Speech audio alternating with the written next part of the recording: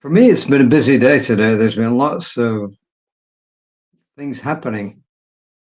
A couple of things with our vehicles. One vehicle had its oil change, which is not a big deal. And then the other vehicle that we were using while the other one was there decided that the window on the passenger side came down and wouldn't go back up again. So then this morning we had the guy looking at the AC and we had to have some stuff fixed there. The air conditioning of the house, not the car. So it's been a pretty busy day. Then the meetings and so on, and just got off a Zoom call with my prayer partner, Michael. I thought this is an appropriate time. Yep, I'm late. It's almost 6:30. But as I said, it's been a busy day. Then I started for a few minutes experimenting. Did I need the green screen behind me? And the answer is yes, I need the green screen. Do I need the light on? I don't know. I'm going to try it without the light and we'll see how that goes. But anyway, today's reading is called Remember We Are One. Remember We Are One. So here we go.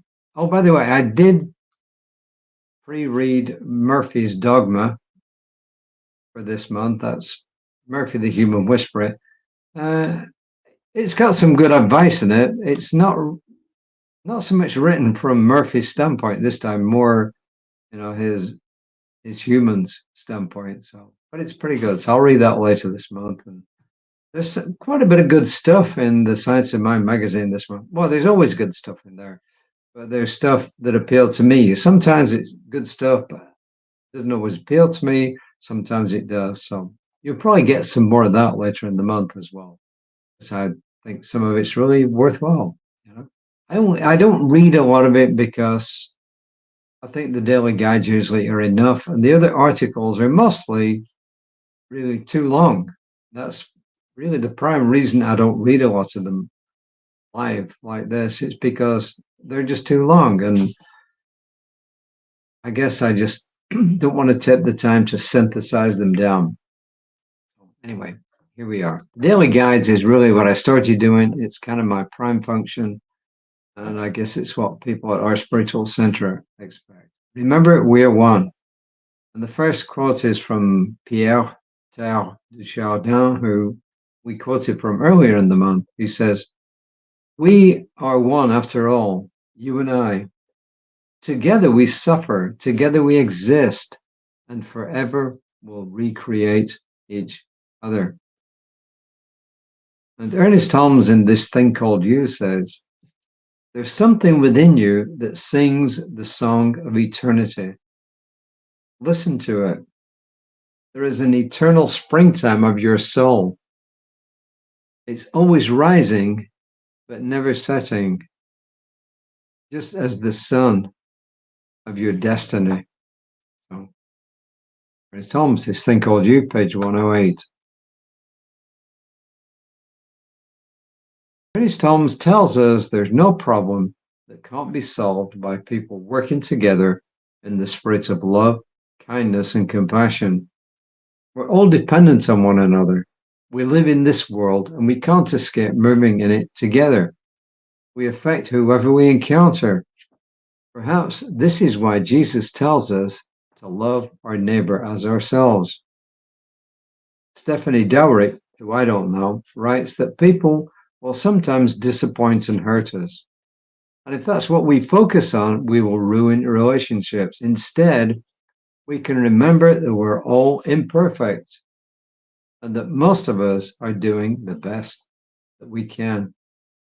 And Wayne Dyer suggests, see the light in others and treat them as if that is all you say. Piero Ferrucci had a friend who asked, what is the most important thing in life? People told her health, love, and financial security.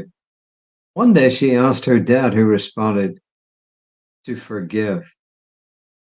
His entire family died in the Holocaust, yet he is willing to forgive.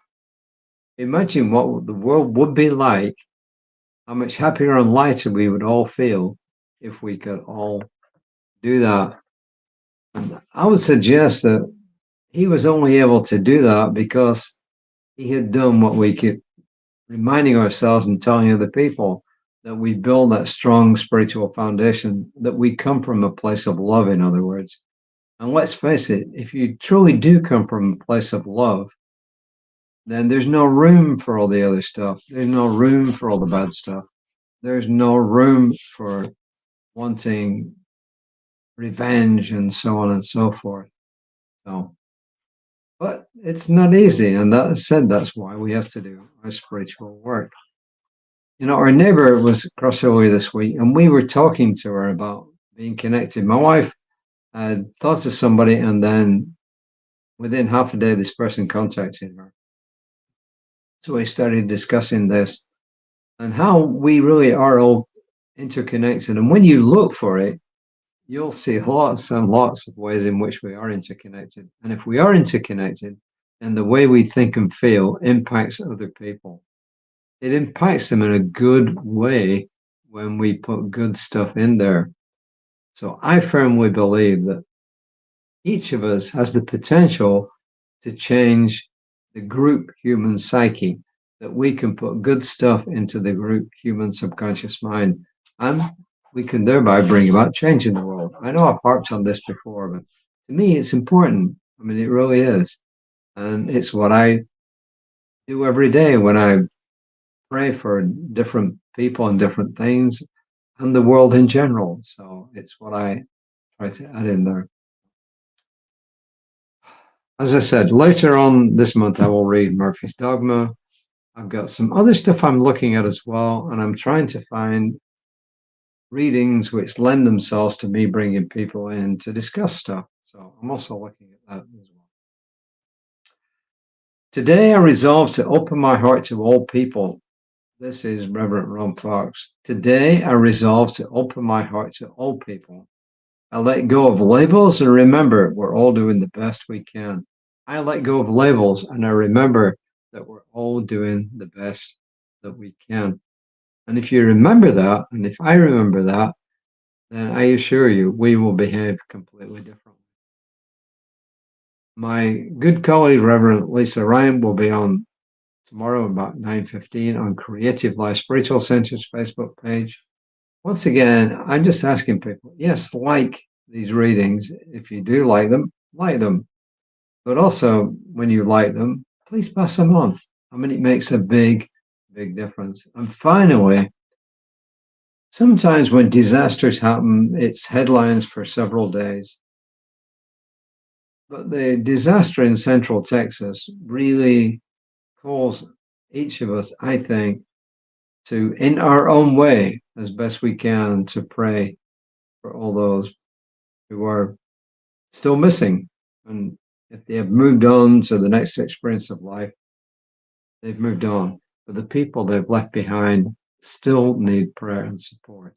And the people who've lost everything need prayer and support. They need material support, but they also need our moral, our love support, which is truly, truly needed. So please remember them in whatever way you find best. I will pray in my own way. I ask you to do the same.